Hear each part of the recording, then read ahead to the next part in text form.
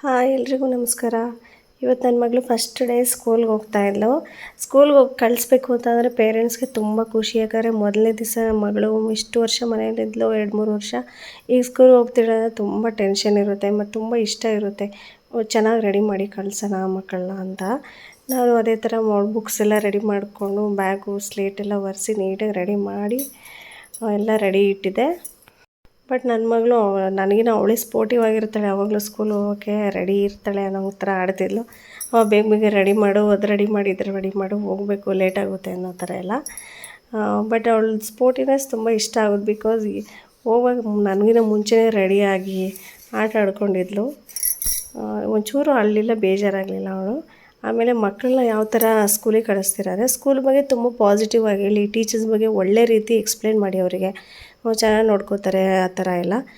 ಮತ್ತು ಸ್ಕೂಲ್ ಬಗ್ಗೆ ಏನಾದರೂ ಕತೆಗಳು ಹೇಳ್ತಾಯಿದ್ರೆ ಅವ್ರು ಇನ್ನೂ ಇಂಪ್ರೆಸ್ ಆಗ್ತಾ ಹೋಗ್ತಾರೆ. ಮತ್ತು ಆಟ ಮಾಡೋದು ಒಂದು ಸ್ವಲ್ಪ ಕಡಿಮೆ ಮಾಡ್ತಾರೆ. ಅವ್ರ ಪಪ್ಪದ ಬ್ಲೆಸ್ಸಿಂಗ್ಸ್ ಬೇರೆ ತೊಗೊಂಡ್ಲು.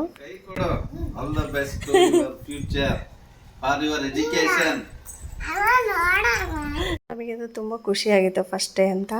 ಆಮೇಲೆ ಮಕ್ಕಳಿಗೆ ಡೈಲಿ ಸ್ಕೂಲಿಂದ ಬಂದ ತಕ್ಷಣ ನೀವು ಮೋಟಿವೇಶನ್ ಅಂದರೆ ಅವ್ರಿಗೊಂದು ಸ್ವಲ್ಪ ಇಂಟ್ರೆಸ್ಟ್ ಬರೋಕ್ಕೆ ಸ್ಕೂಲ್ಗೆ ಹೋಗೋಕ್ಕೆ ನೀವು ಸ್ಟೋರೀಸ್ ಹೇಳ್ತಾ ಇರಬೇಕು. ಒಂದು ಸ್ವಲ್ಪ ಸ್ಟೋರೀಸ್ ಹೇಳ್ತಾ ಇದ್ದರೆ ಅವ್ರಿಗೆ ಒಂದು 10 ನಿಮಿಷದ್ದು, ಒಂದು 15 ನಿಮಿಷದ ಆ ಥರ ಸ್ಟೋರಿ ಹೇಳಿದ್ರೆ ಇನ್ನೂ ಇಷ್ಟ ಆಗುತ್ತೆ ಅವ್ರಿಗೆ ಸ್ಕೂಲ್ಗೆ ಹೋಗೋಕ್ಕೆ ಬರೋಕ್ಕೆಲ್ಲ. ಆಮೇಲೆ ಆ್ಯಕ್ಚುಲಿ ಮಕ್ಕಳಿಗೆ 5 ವರ್ಷ ಒಳಗೇ ಅವ್ರಿಗೆ 90% ಬ್ರೈನು ಡೆವಲಪ್ ಆಗಿರುತ್ತಂತೆ. ಯಾಕಂದರೆ ಹೇಳ್ತಾರಲ್ಲ 3 ವರ್ಷದಲ್ಲಿ ಕಲ್ತಿದ್ದೆ ಸಾಯೋವರೆಗೂ ಅಂತ. ಅದೇ ಥರನೇ. ಯಾಕಂದರೆ 5 ವರ್ಷ ಒಳಗೆ ಅವ್ರು ತುಂಬ ಆಟ ಮಾಡ್ತಿದ್ರೆ ಅದನ್ನೇ ಕಂಟಿನ್ಯೂ ಮಾಡ್ತಾರೆ. ತುಂಬ ಸಣ್ಣದಕ್ಕೂ ಖುಷಿ ಪಡ್ತಿದ್ರೆ ಅದನ್ನೇ ಕಂಟಿನ್ಯೂ ಮಾಡ್ತಾರೆ. ಆ ಥರ ಅವ್ರೇನು ಕಲಿತಾರೋ ಅದನ್ನೇ ಕಂಟಿನ್ಯೂ ಮಾಡ್ತಾರಂತೆ.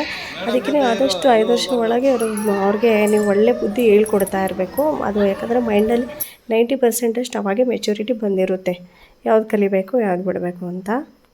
ಮತ್ತು ಸ್ಕೂಲ್ಗೆ ಹೋಗುವಾಗ ನೀವು ಅವ್ರ ಚಾಯ್ಸ್ ಆಗಿಬಿಡಿ. ಅವರೇ ಬ್ಯಾಗ್ ತೊಗೊಳ್ಬೇಕು, ಅವ್ರ ಸೆಲೆಕ್ಷನ್ನು, ಅವ್ರದ್ದೇ ಜಾಮಿಟ್ರಿ ಬಾಕ್ಸು, ಅವ್ರದ್ದೇ ಬಾಟಲ್ ಎಲ್ಲ ತೊಗೊಳಕ್ಕೆ ನೀವು ಬಿಡಿ. ಅವ್ರಿಗೆ ಇನ್ನೂ ಖುಷಿಯಾಗುತ್ತೆ ಸ್ಕೂಲ್ಗೆ ಹೋಗೋಕ್ಕೆ. ಇದೆಲ್ಲ ನನ್ನ ಮಗಳಿಗೋಸ್ಕರ ನನ್ನ ಮೈದನ್ನ ಕೊಡಿಸಿರೋದು ನಮ್ಮ ಮನೆಯವ್ರ ತಮ್ಮ. ತುಂಬ ಚೆನ್ನಾಗಿದ್ದಾವೆಲ್ಲ. ಮತ್ತು ಸ್ಕೂಲಿಗೆ ಕರ್ಕೊಂಡು ಹೋಗಿ ಫುಲ್ಲು ಎಕ್ಸೈಟ್ ಆಗಿರಿ ನೀವು, ಖುಷಿಯಾಗಿ ಕರ್ಕೊಂಡೋಗಿ, ಅವ್ರಿಗೂ ಇನ್ನೂ ಖುಷಿ ಆಗುತ್ತೆ.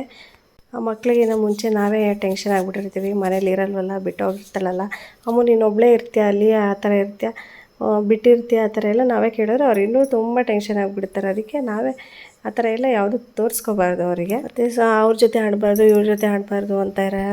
ಪಾರ್ಶಾಲಿಟಿ ನಾವೇ ಹೇಳ್ಕೊಡ್ಬಾರ್ದು ಮಕ್ಕಳಿಗೆ. ಅವ್ರಿಗೆ ಗೊತ್ತಿರುತ್ತೆ ಯಾವ್ರ ಜೊತೆ ಆಟ ಆಡಬೇಕು, ಯಾರ ಜೊತೆ ಕಂಫರ್ಟೇಬಲ್ ಆಗಿರ್ತೀವಿ ಅಂತ. ಬಾಂಡಿಂಗು, ಕೌಶಲ್ಯ ಅಭಿವೃದ್ಧಿ ಮತ್ತು ಆಸಕ್ತಿ ಎಲ್ಲ ಒಂದು ಸ್ವಲ್ಪ ಇಂಟ್ರೆಸ್ಟ್ ಜಾಸ್ತಿ ಇರುತ್ತೆ ಮಕ್ಕಳಿಗೆ.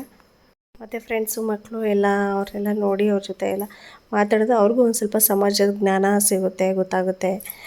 ಮತ್ತು ಹೊರಗಡೆ ಏನಾಗ್ತಿದೆ, ಯಾವ ಥರ ಮಾತಾಡಬೇಕು, ಯಾವ ಥರ ಫ್ರೆಂಡ್ಸ್ ಜೊತೆ ಇರಬೇಕು, ಅದೆಲ್ಲ ಆ್ಯಕ್ಟಿವಿಟೀಸ್ ಎಲ್ಲ ಕಲ್ತ್ಕೊಂಡು ಹೋಗ್ತಾರೆ. ಮತ್ತು ಒಂದು ಮಾತ್ರ ಮರಿಬೇಡಿ, ಯಾವಾಗಲೂ ಎಷ್ಟು ಬ್ಯುಸಿ ಇದ್ರೂ ಮಕ್ಕಳು ಸ್ಕೂಲ್ಗೆ ಹೋಗಿ ಬಂದ ತಕ್ಷಣ ಏನಾಯಿತು, ಯಾವ ಥರ ಟೀಚರ್ ಮಾತಾಡೋರು, ಯಾವ ಥರ ಮಾತಾಡ್ಸೋರು, ನೀನೇನು ಮಾಡಿದೆ, ಏನು ಊಟ ಮಾಡಿದೆ, ಯಾವ ಥರ ತಿನ್ಸೋದು, ಎಲ್ಲ ನೀವು ಪ್ರತಿಯೊಂದು ಕೇಳಲೇಬೇಕು. ಅಟ್ಲೀಸ್ಟ್ ಒಂದು 10 ನಿಮಿಷ ಆದರೂ ಅವ್ರ ಬಗ್ಗೆ ನೀವು ಟೇಕ್ ಕೇರ್ ಮಾಡಲೇಬೇಕು. ಆವಾಗೇ ಗೊತ್ತಾಗೋದು ಅವ್ರ ಸ್ಕೂಲಲ್ಲಿ ಏನು ಮಾಡಿದ್ರು ಏನಿಲ್ಲ ಅಂತ. ಓದ್ಲು ಬಂದು ಅಂತ ನಾವು ಸುಮ್ಮನೆ ಇದ್ದರೆ ಅದು ತುಂಬ ನೆಗ್ಲಿಜೆನ್ಸ್ ಆಗುತ್ತೆ. ಮತ್ತು ಬಂದ ತಕ್ಷಣ ಡೈಲಿ ಹೋಮ್ವರ್ಕ್ ಮಾಡಿಸಿ ಹೇಳ್ಕೊಡಿ, ಏನು ಓದಿದರೆ ಏನಿಲ್ಲ ಅಂತ. ಬಂದ ತಕ್ಷಣ ನೀವು ಆ ಕೆಲಸ ಮಾಡಬೇಕು. ಆ ಥರ ಮಾಡಿದ್ರೆ ಡೈಲಿ ಹೋಗ್ತಾ ಬರ್ತಾ ತುಂಬ ಖುಷಿಯಾಗಿ ಹೋಗ್ತಾರೆ, ಖುಷಿಯಾಗಿ ಬರ್ತಾರೆ.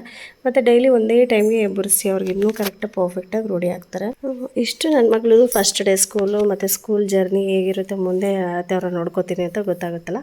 ಮತ್ತು ನಿಮ್ದು ಯಾವ ಥರ ಜರ್ನಿ ಇತ್ತು ಅಂತ ನನಗೆ ಕಮೆಂಟ್ ಮಾಡಿ. ನಮ್ದು ಇಷ್ಟ ಆಗಿದ್ರೆ ಲೈಕ್ ಮಾಡಿ, ಸಬ್ಸ್ಕ್ರೈಬ್ ಮಾಡಿ. Thank you.